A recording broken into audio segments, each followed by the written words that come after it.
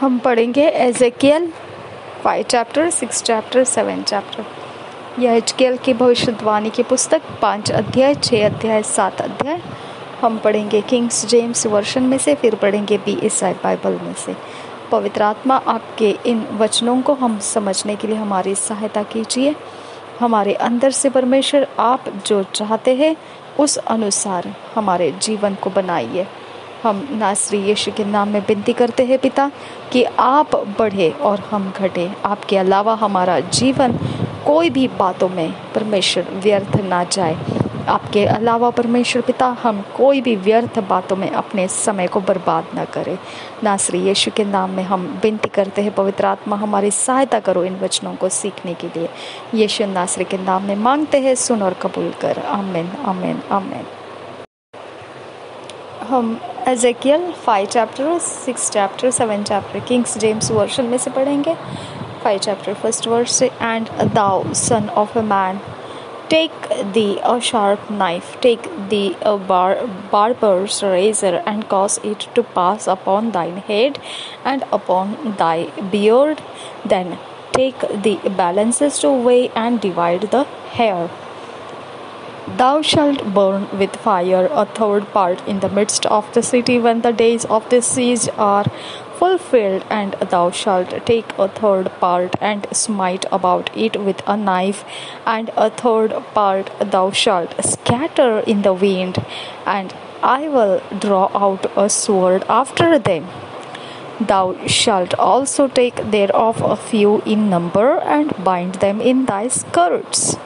Then take off them again, and cast them into the midst of the fire, and burn them in the fire for thereof shall a fire come forth into all the house of Israel.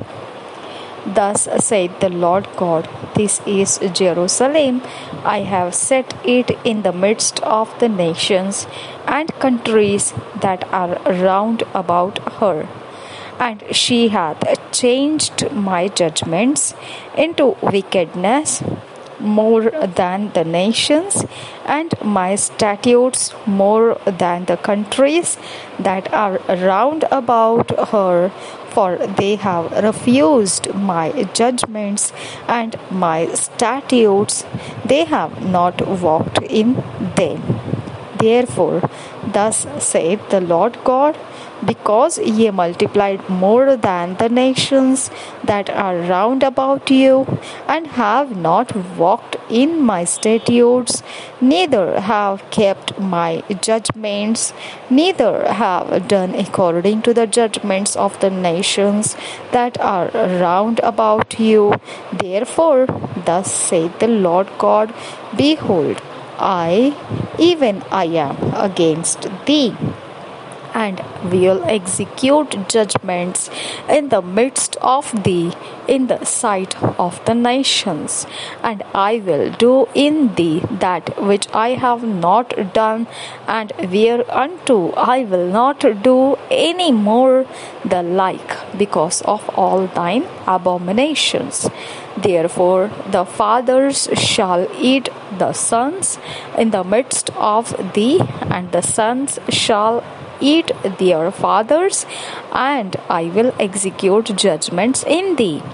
And the whole remnant of thee will I scatter into all the winds. Wherefore, as I live, saith the Lord God, surely because thou hast defiled my sanctuary with all thy detestable things and with all thine abominations, therefore will also diminish thee, neither shall mine eye spare, neither will I have any pity. And a third part of thee shall die with the pestilence, and with famine shall they be consumed in the midst of thee.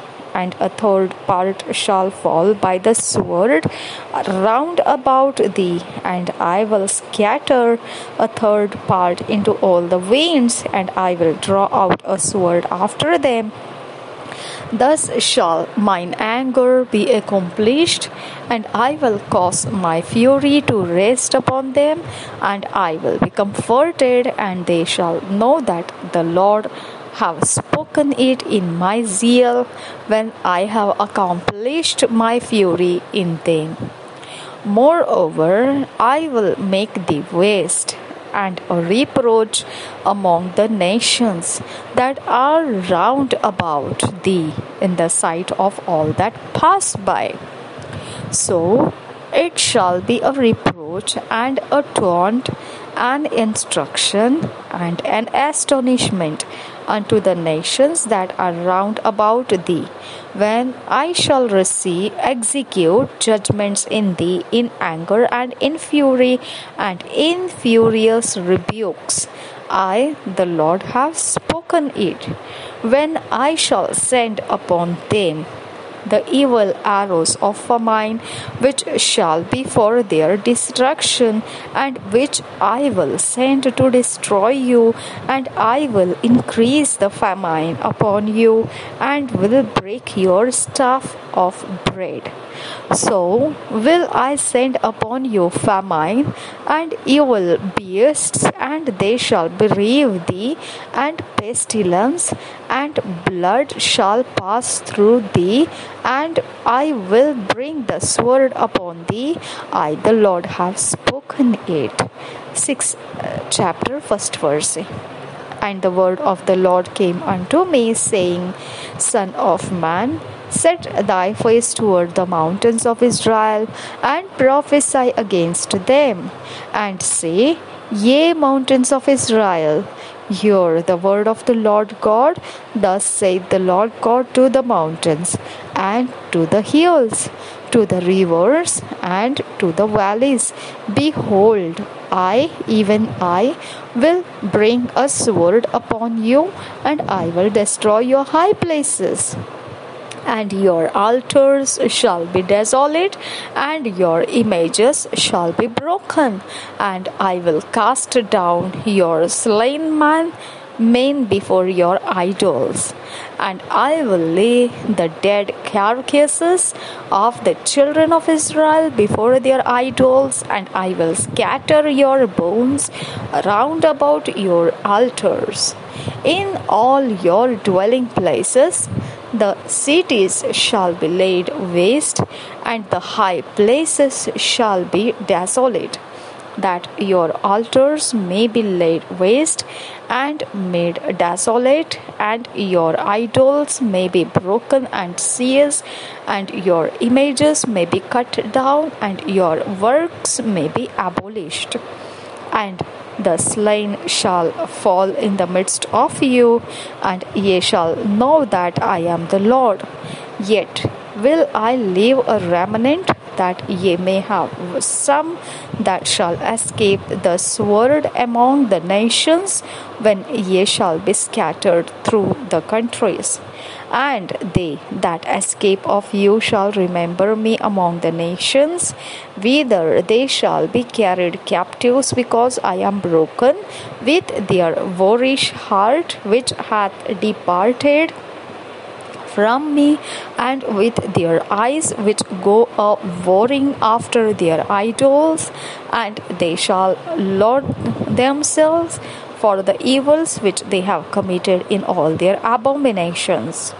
And they shall know that I am the Lord, and that I have not said in vain that I would do this evil unto them. Thus saith the Lord God, Smite with thine hand, and stamp with thy God, and say, Alas for all the evil abominations of the house of Israel, for they shall fall by the sword, by the famine, and by the pestilence. He that is far off shall die of the pestilence, and he that is near shall fall by the sword, and he that remaineth and is besieged shall die by the famine. This will I accomplish my fury upon them. Then shall ye know that I am the Lord, when their slain men shall be among their idols, round about their altars, upon every high hill, in all the tops of the mountains, and under every green tree, and under every thick oak, the place where they did offer sweet savour to all their idols. So will I stretch out my hand upon them, and make the land desolate, yea, more desolate than the wilderness toward Diblath, in all their habitations, and they shall know that I am the Lord. 7th chapter, 1st verse. Moreover, the word of the Lord came unto me, saying, Also, thou son of man, thus saith the Lord God unto the land of Israel, the end is come upon the four corners of the land. Now is the end come upon thee, and I will send mine anger upon thee, and will judge thee according to thy ways, and will recompense upon thee all thine abominations. And mine eye shall not spare thee, neither will I have pity, but I will recompense thy ways upon thee, and thine abominations shall be in the midst of thee, and ye shall know that I am the Lord. Thus saith the Lord God, and evil, and only evil, behold, is come. An end is come, the end is come. It watcheth for thee, behold, it is come. The morning is come unto thee, O thou that dwellest in the land. The time is come, the day of trouble is near, and not the sounding again of the mountains. Now will I shortly pour out my fury upon thee, and accomplish mine anger upon thee, and I will judge thee according to thy ways, and I will recompense thee for all thine abominations. And mine eye shall not spare, neither will I have pity. I will recompense thee according to thy ways, and thine abominations that are in the midst of thee. And ye shall know that I am the Lord that smiteth. Behold the day, behold, it is come, the morning is gone forth, the rod hath blossomed, pride hath budded, violence is risen up into a rod of wickedness. None of them shall remain, nor of their multitude, nor of any of theirs, neither shall there be wailing for them. The time is come, the day draweth near. Let not the buyer rejoice, nor the seller mourn, for wrath is upon all the multitude thereof. For the seller shall not return to that which is sold, although they were yet alive, for the vision is touching the whole multitude thereof, which shall not return, neither shall any strengthen himself in the iniquity of his life. They have blown the trumpet even to make all ready, but none goeth to the battle, for my wrath is upon all the multitude thereof. The sword is without, and the pestilence and the famine within. He that is in the field shall die with the sword, and he that is in the city, famine and pestilence shall devour him. But they that escape of them shall escape, and shall be on the mountains like doves of the valleys, all of them mourning, every one for his iniquity. All hands shall be feeble, and all knees shall be weak as water. They shall also gird themselves with sackcloth, and horror shall cover them, and shame shall be upon all faces, and baldness upon all their heads. They shall cast their silver in the streets, and their gold shall be removed, their silver and their gold shall not be able to deliver them in the day of the wrath of the Lord. They shall not satisfy their souls, neither fill their bowels, because it is the stumbling block of their iniquity. As for the beauty of his ornament, he set it in majesty.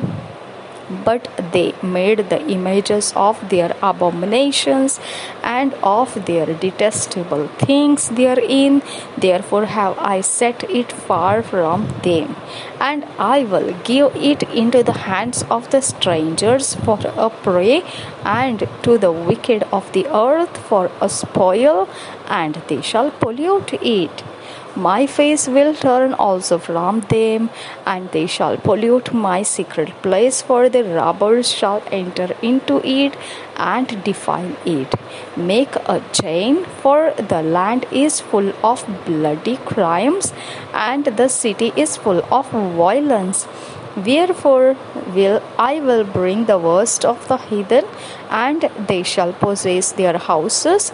I will also make the pomp of the strong to cease, and their holy places shall be defiled. Destruction cometh, and they shall seek peace, and there shall be none. Mischief shall come upon mischief, and rumor shall be upon rumor. Then shall they seek a vision of the prophet, but the law shall perish from the priest, and counsel from the ancients. The king shall mourn, and the prince shall be clothed with desolation, and the hands of the people of the land shall be troubled. I will do unto them after their way, and according to their deserts will I judge them, and they shall know that I am the Lord.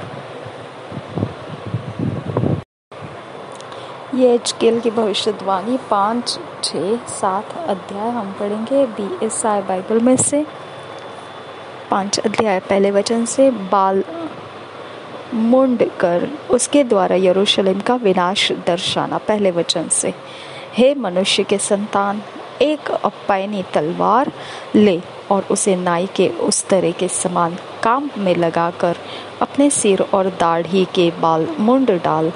तब तौलने के का कांटा लेकर बालों के भाग कर, जब नगर के घिरने के दिन पूरे हो, तब नगर के भीतर 1/3 आग में डालकर जलाना, और 1/3 लेकर चारों ओर तलवार से मारना, और 1/3 को पवन में उड़ाना, और मैं तलवार खींचकर उसके पीछे चलाऊंगा।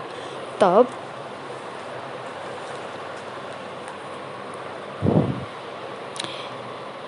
इनमें से थोड़े से बाल लेकर अपने कपड़े को की छोर में बांधना, फिर इनमें से भी थोड़े से लेकर आग के बीच डालना कि वे आग में जल जाए। तब उसी में से एक लौ भड़क कर इज़राइल के सारे घराने में फैल जाएगी। अब देखिए, मैं आपको ये रीति बता रही हूँ कि आप देखिए क्या कह रहा है परमेश्वर यहेजकेल को। ओके, क्या कह रहा है कि ऐसे कर, अपने बाल मुंडा ले, ये कर, वो कर, ऐसे जला, वैसे रख, वैसे बांध, वैसे कर, और फिर ऐसा कर, और एक लौ निकलेगी भड़क कर, हाँ, इस्राएल के सारे घराने में फैल जाएगी। आपको ये क्या लगता है? ये आत्मा के अंदर के काम है जो एक लौ भड़कना है, तो इस प्रकार से किया गया था। आपके घर के अंदर कलह निकलता है, हाँ, लड़ाई झगड़े हो जाते हैं, हाँ, विवाद हो जाते हैं, हाँ, घर टूट जाते हैं, हाँ, रिश्ते टूट जाते हैं, हाँ, तो एक लौ किसी ने भड़का कर निकाली है। समझ में आया? उस लौ को भड़काकर निकलने के लिए कुछ रास्ते उन्होंने चले होते हैं, वो इसी प्रकार के रास्ते होते हैं, हाँ, कुछ तलवार लिया होता है, उस तरह लिया होता है, सिर के बाल, दाढ़ी के बाल मूंड कर, कांटा लेकर, वो ये सब चाले ऐसे करके करके फिर उसके अंदर से एक दुष्ट आत्मा निकाला जाता है, जो निकलकर आपके घरों के अंदर भड़का देती है सब कुछ, हाँ, खराब कर देती है माहौल को। समझ में आया? तो जब हम वॉरफेयर प्रेयर्स एंड टीचिंग्स को सीखना है तो हमको ये बात मालूम होना चाहिए कि हमने पवित्र आत्मा जब हमको बताता है कि इसको तोड़ दो, उसको जला दो, उसको फेंक दो, उसको उखाड़ दो, उसको ऐसे करो वैसे करो, परमेश्वर हमको बताता है वैसे वैसे हमने उसको लेकर करना है मतलब ऐसे हाथों से लेकर नहीं, हमको इसको बोलना है। यीशु के नाम में मैं हर दीवार तोड़ देती हूँ जो हमारे लिए बांधी गई है, हर एक बात अब मैं तोड़ देती हूँ जो हमारे खिलाफ छलकाई गई है, हाँ, जो हर एक चीज़ तोड़ देती हूँ। नासरी यीशु के नाम में पवित्र आत्मा की आग में जला के भस्म कर देती हूँ हर एक श्राप को। जब हम ये बोल रहे होते हैं तब उस लौ जो भड़काई होती है हमारे खिलाफ की, हम उस तक पहुँचते हैं और उसके कामों को हम ख़त्म कर देते हैं, उसकी अगले स्टेप्स हम तोड़कर ख़त्म कर देते हैं। तभी हो जाता है कि आप छुटकारा महसूस करते हैं। समझ में आया? तो हम वॉरफेयर प्रेयर्स एंड टीचिंग्स में जब ऐसे शब्दों को यूज़ करते हैं तो आपको उसको यस एंड आमेन में कहना पड़ता है कि यस लॉर्ड, ये टूटे, ये ख़त्म हो जाए, ये नाश हो जाए, ऐसे आपको उसको एक्सेप्ट करना पड़ता है। हालेलुया! तभी जाके हम उस एक लॉ जो हमारे विरोध आई है हम उसका सामना कर लेते हैं।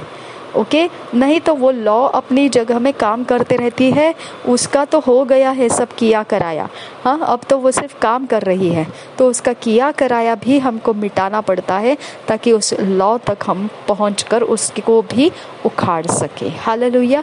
तभी कंप्लीट छुटकारा आ जाता है। ठीक है, 5 अध्याय से पढ़ेंगे। प्रभु यहोवा यो कहता है, यरूशलेम ऐसा ही है, मैंने उसको अन्य जातियों के बीच में ठहराया और वह चारों ओर देशों से घिरी है। तो हमारे अंदर का परमेश्वर का जो वचन है वो हम दुष्ट आत्मा से कंपेयर नहीं कर रहे हैं, हम बता रहे हैं कि दुष्ट आत्मा के जगत में कैसा आत्मिक चाल चलन किया जाता है और फिर एक दुष्ट आत्मा उनमें से निकलता है और कैसे वो हमारी प्रॉब्लम्स को क्रिएट करता है। फिर समझ में आया? तो उसके बारे में मैं आपको बताया। ये नहीं है कि ये दुष्ट आत्मा के बारे में परमेश्वर ने जो बताया वैसा दुष्ट आत्मा हम बोल रहे निकला, ऐसा नहीं है। ये लॉ परमेश्वर ने इस्राएल के घराने में फैलाई, वो इस यहेजकेल के साथ बातें कर रहा है और वो सब समझा रहा है उसको। ओके, मैं दुष्ट आत्मा के जगत में भी ऐसा होता है ये मैं आपको बता रही हूँ। ठीक है, 5 वचन से आगे, प्रभु यहोवा यो कहता है, यरूशलेम ऐसा ही है, मैंने उसको अन्य जातियों के बीच में ठहराया और वह चारों ओर देशों से घिरी है।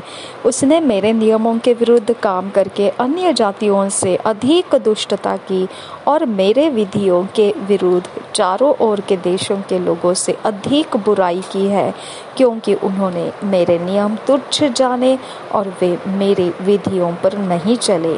इस कारण प्रभु यहोवा यो कहता है, तुम लोग जो अपने चारों ओर की जातियों से अधिक हुल्लड़ मचाते और न मेरे विधियों पर चलते, न मेरे नियमों को मानते और अपने चारों ओर की जातियों के नियमों के अनुसार भी न किया, इस कारण प्रभु यहोवा यो कहता है, देख, मैं स्वयं तेरे विरुद्ध हूँ और अन्य जातियों के देखते मैं तेरे बीच न्याय के काम करूँगा। तेरे सब घिनौने कामों के कारण मैं तेरे बीच ऐसा करूँगा जैसा अब तक न किया है और न भविष्य में फिर करूँगा। इसलिए तेरे बीच बच्चे अपने अपने बाप का और बाप अपने अपने बच्चों का मांस खाएंगे और मैं तुझको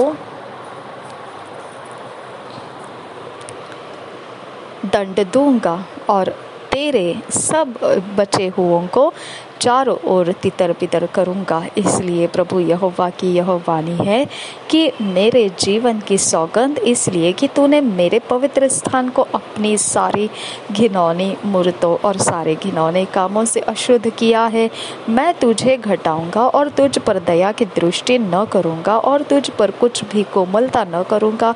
तेरी 1/3 तो मरी से मरेगी और तेरे बीच भूख से मर मिटेगी।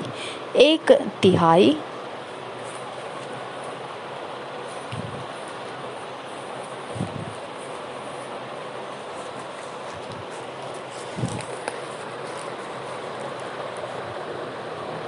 तेरे पास आसपास तलवार से मारी जाएगी और 1/3 को मैं चारों ओर तितर बितर करूंगा और तलवार खींचकर उनके पीछे चलाऊंगा।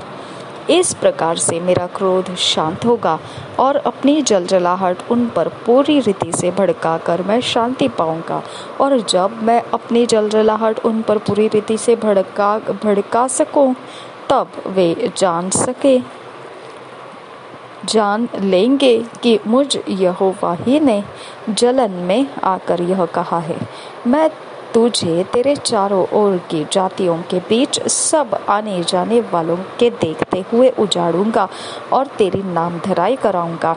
इसलिए जब मैं तुझको कोप और जलजलाहट और रिस वाली घुड़कियों के साथ दंड दूंगा, तब तेरे चारों ओर की जातियों के सामने नामधराई, ठट्ठा, शिक्षा और विस्मय होगा, क्योंकि मुझ यहोवा ने यह कहा है।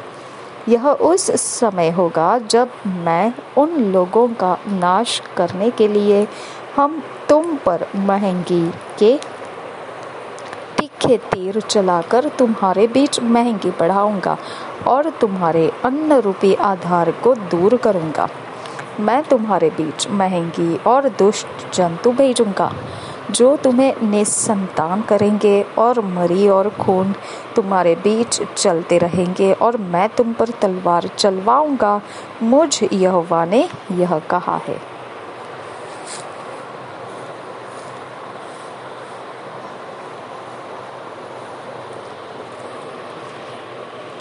मूर्ति पूजा की भर्त्सना। 6 अध्याय पहले वचन से। फिर यहोवा का यह वचन मेरे पास पहुंचा, हे मनुष्य के संतान, अपना मुख इस्राएल के पहाड़ों की ओर करके उनके विरुद्ध भविष्यवाणी कर और कहे, हे इस्राएल के पहाड़ों, प्रभु यहोवा का वचन सुनो। प्रभु यहोवा पहाड़ों और पहाड़ियों से और नालों और तराइयों से यूं कहता है, देखो, मैं तुम पर तलवार चलवाऊंगा और तुम्हारे पूजा के ऊंचे स्थानों का नाश करूंगा। तुम्हारी वेदियां उजड़ेंगी और तुम्हारी सूर्य की प्रतिमाएं तोड़ी जाएंगी, और मैं तुम में से मारे हुओं को तुम्हारी मूर्तों के आगे फेंक दूंगा। मैं इस्राएलियों के शवों को उनकी मूर्तों के सामने रखूंगा और उनकी हड्डियों को तुम्हारी वेदियों के आसपास छितरा दूंगा। तुम्हारे जितने बसाए हुए नगर हैं, वे सब ऐसे उजड़ जाएंगे कि तुम्हारी पूजा के ऊंचे स्थान भी उजाड़ हो जाएंगे। तुम्हारी वेदियां उजड़ेगी और ढाई जाएगी, तुम्हारी मूर्तें जाती रहेगी और तुम्हारी सूर्य की प्रतिमाएं काटी जाएगी और तुम्हारी सारी कारीगरी मिटाई जाएगी। तुम्हारे बीच मारे हुए गिरेंगे और तुम जान लोगे कि मैं यहोवा हूँ। हालेलुया। ये भी वॉरफेयर की बातें हैं, किस प्रकार से परमेश्वर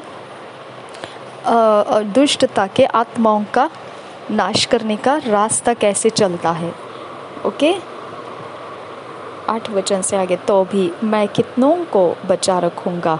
इसलिए जब तुम देश देश में तितर बितर होंगे, तब जाति जाति के बीच तुम्हारे कुछ लोग तलवार से बच जाएंगे। वे बचे हुए लोग उन जातियों के बीच जिनमें वे बंधुए होकर जाएंगे मुझे स्मरण करेंगे और यह भी कि हमारा व्यभिचारी हृदय यहोवा से कैसे हट गया है, और व्यभिचारिणी के सी हमारी आंखें मूर्तों पर कैसी लगी है, जिससे यहोवा का मन टूटा है इस रीति से उन बुराइयों के कारण जो उन्होंने अपने सारे घिनौने काम करके की है।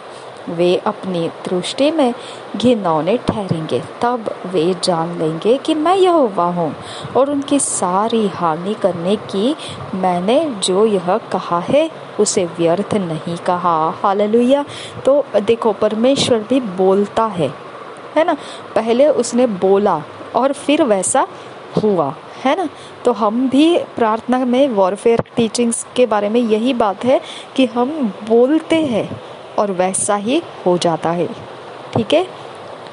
11 वचन, हम बोलते हैं ऐसा। देखो, मैं ये बता रही हूँ आपको, हम ऐसे बोलते हैं कि उनके सारे जो भी किए कराए नाश हो जाए, यीशु नासरी के नाम में गिर जाए, उजाड़ हो जाए, उनके सारी वेदियाँ टूट जाए नासरी यीशु के नाम में। हम बोलते हैं, हाँ, और वैसा परमेश्वर की सेना निकल कर करते हैं। हाँ, तो यहाँ पर भी परमेश्वर ने क्या किया? बोला, लेकिन करने वाले कौन है? परमेश्वर के स्वर्गदूत जाकर वैसा करके आ जाएंगे।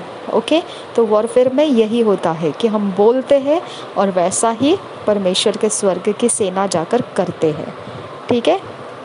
11 वचन से आगे, प्रभु यहोवा यों कहता है, अपना हाथ मारकर और अपना पाँव पटक कर कहे, इस्राएल के घराने के सारे घिनौने कामों पर हाय हाय, क्योंकि वे तलवार, भूख और मरी से नष्ट हो जाएंगे।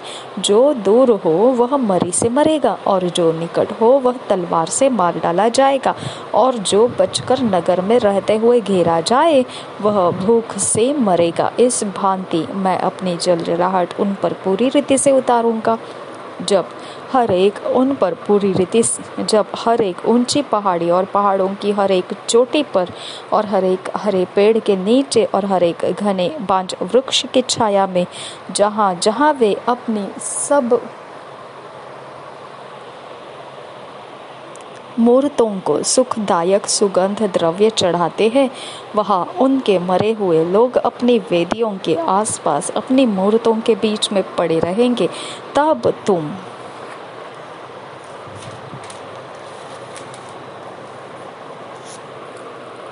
लोग जान लोगे कि मैं यहोवा हूँ।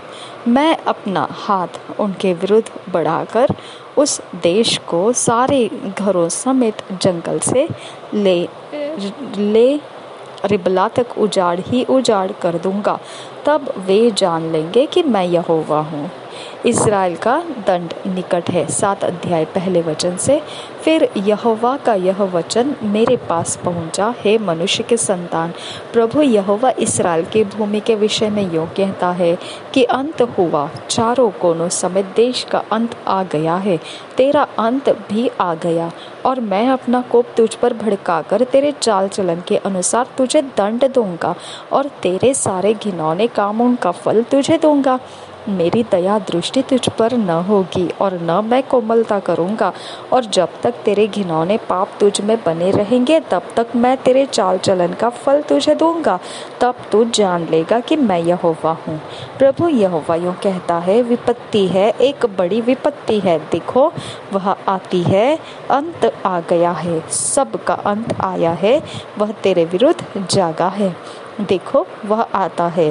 हे देश के निवासी, तेरे लिए चक्र घूम चुका, समय आ गया, दिन निकट है। पहाड़ों पर आनंद के शब्द का दिन नहीं, हुल्लड़ ही का होगा। अब थोड़े दिनों में मैं अपनी जलजलाहट तुझ पर भड़काऊंगा, और तुझ पर पूरा कोप उंडेलूंगा, और तेरे चाल चलन के अनुसार तुझे दंड दूंगा, तेरे सारे घिनौने कामों का फल तुझे भुगताऊंगा। मेरी दया दृष्टि तुझ पर न होगी, और न मैं तुझ पर कोमलता करूंगा। मैं तेरी चाल चलन का फल तुझे भुगताऊंगा, और तेरे घिनौने पाप तुझ में बने रहेंगे। तब तुम जान लोगे कि मैं यहोवा दंड देने वाला हूँ। देखो, उस दिन को देखो, वह आता है, चक्र घूम चुका, छड़ी फूल चुकी, अभिमान फूला है, उपद्रव बढ़ते बढ़ते दुष्टता का दंड बन गया, उनमें से कोई न बचेगा और न उनकी भीड़ भाड़, न उनके धन में से कुछ रहेगा और न उनमें से किसी के लिए विलाप सुनाई पड़ेगा। समय आ गया, दिन निकट आ गया है, न तो मोल लेने वाला आनंद करे और न बेचने वाला शोक करे, क्योंकि उनकी सारी भीड़ पर कोप भड़क उठाए है। चाहे वे जीवित रहे तो भी बेचने वाला बेची हुई वस्तु के पास कभी लौटने न पाएगा, क्योंकि दर्शन की यह बात देश की सारी भीड़ पर घटेगी। कोई न लौटेगा। कोई भी मनुष्य जो अधर्म में जीवित रहता है बल न पकड़ सकेगा। उन्होंने नरसिंगा फूंका और सब कुछ तैयार कर दिया, परंतु युद्ध में कोई नहीं जाता, क्योंकि देश की सारी भीड़ पर मेरा कोप भड़का हुआ है। इस्राएल के पापों का दंड। 15 वचन से आगे, बाहर तलवार और भीतर महंगी और मरी है।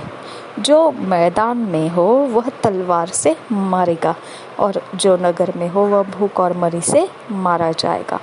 उनमें से जो बच निकलेंगे वे बचेंगे तो सही, परंतु अपने अपने अधर्म में फंसे रहकर तराइयों में रहने वाले कबूतरों के समान पहाड़ों के ऊपर विलाप करते रहेंगे। सबके साथ ढीले और सबके हाथ ढीले और सबके घुटने अति निर्बल हो जाएंगे। वे कमर में टाट कसेंगे और उनके रोए खड़े होंगे। सबके मुंह सूख जाएंगे और सबके सिर मुंडे जाएंगे। वे अपनी चांदी सड़कों में फेंक देंगे और उनका सोना अशुद्ध वस्तु ठहरेगा। यहोवा की जलन के दिन उनका सोना चांदी उनको बचा न सकेगी। उनका सोना चांदी उनको बचा न सकेगी।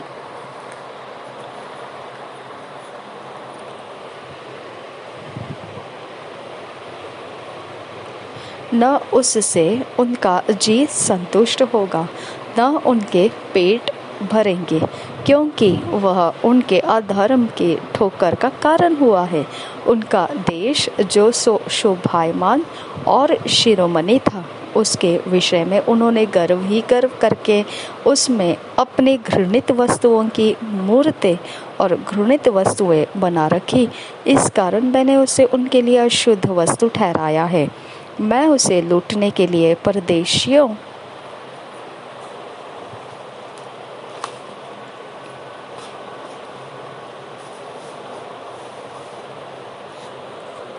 के हाथ और धन छीनने के लिए पृथ्वी के दुष्ट लोगों के वश में कर दूंगा और वे उसे अपवित्र कर डालेंगे। मैं उनसे मुंह मोड़ लूँगा, तब वे मेरे रक्षित स्थान को अपवित्र करेंगे। डाकू उसमें घुसकर उसे अपवित्र करेंगे। एक संकल बना दे, क्योंकि देश अन्याय की हत्या से और नगर उपद्रव से भरा हुआ है। मैं जाति जाति के बुरे से बुरे लोगों को लाऊंगा, जो उनके घरों के स्वामी हो जाएंगे, और मैं सामर्थियों का गर्व तोड़ दूंगा और उनके पवित्र स्थान अपवित्र किए जाएंगे। सत्यानाश होने पर है, तब ढूंढने पर भी उन्हें शांति न मिलेगी। विपत्ति पर विपत्ति आएगी और उड़ती हुई चर्चा पर चर्चा सुनाई पड़ेगी, और लोग भविष्यद्वक्ता से दर्शन की बात पूछेंगे, परंतु याजक के पास से व्यवस्था और पुरनियों के पास से सम्मति देने की शक्ति जाती रहेगी। हालेलुया। देखिए, आपको वचन मिल रहा है ना, अभी ये शक्ति से मिल रहा है। ये परमेश्वर की शक्ति है हमारे अंदर, जो आप तक वचनों को ला रही है, प्रार्थनाओं को ला रही है, आराधना लेकर आ रही है, ऑनलाइन चर्चेस लेकर आ रही है। हालेलुया। ये परमेश्वर की शक्ति करा रही है हमसे, समझा? और आप उसका लाभ उठा रहे हैं, आप उसको ले रहे हैं। आप भी आपके अंदर से परमेश्वर की शक्ति का उपयोग करके दूसरों को आप लाभ दे रहे हैं, है ना? तो ये शक्ति का काम है, और इसके लिए हमको सबको मिल रहा है ये सब कुछ। लेकिन एक ऐसा समय भी रहेगा जहाँ पर ये शक्ति का काम नहीं रहेगा। हालेलुया। वहाँ पर लोग वचनों को ढूंढेंगे लेकिन मिलेगा नहीं। लोग भविष्यवाणी सुनने के लिए तरसेंगे लेकिन भविष्यद्वक्ता के पास शक्ति ही नहीं रहेगी भविष्यवाणी करने की। लोग चंगाई को ढूंढेंगे लेकिन चंगाई की शक्ति नहीं रहेगी। हालेलुया। तो इस प्रकार का समय परमेश्वर कहता है कि लोग सोचेंगे कि हाँ मसीहों के पास जवाब है, चलो मसीहों के पास जाएंगे, लेकिन मसीहों को चलाने वाली जो शक्ति है वो उस समय उनको लाभ नहीं देगी उन लोगों को। ओके, तो अब ये शक्ति के काम है हमारे अंदर से मिल रहे हम सबको, तो हमने बहुत आदर के साथ, भक्ति के मन के साथ इसमें बने रहना है। हालेलुया। हम आगे बढ़ेंगे 27 वचन से आगे। राजा तो शोक करेगा और रईस उदासी रूप वस्त्र पहनेंगे और देश के लोगों के हाथ ढीले पड़ेंगे। मैं उनके चलन के अनुसार उनसे बर्ताव करूंगा और उनकी कमाई के समान उनको दंड दूंगा। तब वे जान लेंगे कि मैं यहोवा हूँ। हालेलुया। मिस्र के बादशाह जो फिरौन था उसको भी परमेश्वर ने दिखाने के लिए ही गया था कि तुझे मैं दिखा देता हूँ कि मैं ही यहोवा हूँ। हालेलुया। तो हमारे शत्रुओं को भी परमेश्वर दिखाने के लिए ही करतब दिखाता है। हाँ, अलग अलग प्रकार से युक्ति करके उनके ऊपर झपट लगाता है और दिखाता है कि वो यहोवा परमेश्वर है। हालेलुया। तो आपको, हमको, सबको यहोवा का मतलब मालूम होना चाहिए, क्योंकि परमेश्वर कहता है कि मैं दिखाऊंगा कि मैं ही यहोवा हूँ। हालेलुया। तो यहोवा का मतलब अगर आपको नहीं मालूम है तो आप उसका असर लोगों के ऊपर आएगा तो आप नहीं समझ पाएंगे कि यहोवा का असर उनके ऊपर आया है। ठीक है, यीशु का असर, यीशु के नाम का असर। तो आपको उसकी जानकारी होनी चाहिए कि आपको परमेश्वर क्या कह रहा है, क्यों ऐसा कह रहा है कि मैं यहोवा हूँ, वो भी जान लेंगे क्यों कह रहा है। क्योंकि यहोवा नाम में वो बात है जो प्रूफ कराता है परमेश्वर कि देख ये वही नाम है जिसको तुमने सुना है। हालेलुया। धन्यवाद करते हैं पवित्र आत्मा कि आपने इन वचनों के अंदर से हमारी अगुवाई की, हमें पवित्र शक्ति का समय समझने के लिए समय दिया, हमें समझाया। हमने भक्तिमय होकर पवित्र शक्ति के कामों को अधीन होना है, समर्पित रहना है। ये ज्ञान बुद्धि समझ हमें आने के लिए हम तेरा धन्यवाद करते हैं। हमें फिट एंड फिक्स कर रहा है तू, सुधार रहा है तू, हमारे अंदर ईश्वरीय रचना, डिवाइन ऑर्डरलीनेस लेकर आ रहा है। हम तेरा धन्यवाद करते हैं नासरी यीशु के नाम में। आमीन, आमीन, आमीन। हम अपने घुटनों को टेक कर तुझे कबूल करते हैं। तू ही प्रभुओं का प्रभु है, तू ही बादशाहों का बादशाह है, तू ही हमारा उद्धार करता है। मृत्यु के ऊपर जीत पाया हुआ हमें दोबारा लेने के लिए आ रहा है। तू ही वो यीशु मसीह है। धन्यवाद पिता, युगानुयुग के लिए तू हमारा परमेश्वर, हमारा धन्यवाद स्वीकार पवित्र आत्मा। नासरी यीशु के नाम में मांगते हैं, सुन और कबूल कर पिता। आमीन, आमीन, आमीन। 2 साल का Bible reading plan, 2 years Bible reading plan. John 11 chapter 47 verse से 57 verse। First chronicles 13 chapter।